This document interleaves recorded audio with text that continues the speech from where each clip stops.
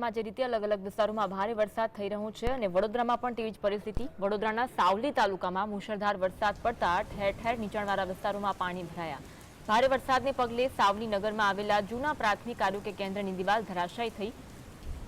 સદનસીબે કોઈ જાનહાનિ નહીં થતા તંત્રે રાહતનો શ્વાસ લીધો। સોસાયટીઝમાં પાણી ભરાતા રહીશો ઘરમાં રહેવા મજબૂર બન્યા। સાવલી નગરમાં 2 ઇંચ વરસાદ વરસ્યો હતો, જ્યારે કે આસપાસના વિસ્તારોમાં ચોમાસાનો 70% જેટલો વરસાદ ખાબકી ચૂક્યો છે। જે રીતે આગાહી કરવામાં આવી હતી તેના વડોદરાનું આ દ્રશ્ય જોઈ શકો છો। આ એમજી રોડનું દ્રશ્ય છે અને જે રીતે પાણી ભરાયા છે, આ દુકાનો પણ જોઈ શકો છો। દુકાનો સુધી પાણી પહોંચી ચૂક્યા છે। જનજીવન ચોક્કસ પ્રભાવિત થયું છે, અસ્તવ્યસ્ત થઈ ગયું છે। નીચાણવાળા તમામ વિસ્તારોમાં પાણી ભરાઈ ચૂક્યા છે। અત્યાર લગી જે છે એ 5 ઇંચ કરતાં વધુ વરસાદ ખાબકી ચૂક્યો છે। તમામ દુકાનો જે છે પાણી ભરાઈ જતા બંધ થઈ ગઈ છે। આ શહેરનો મુખ્ય માર્ગ છે।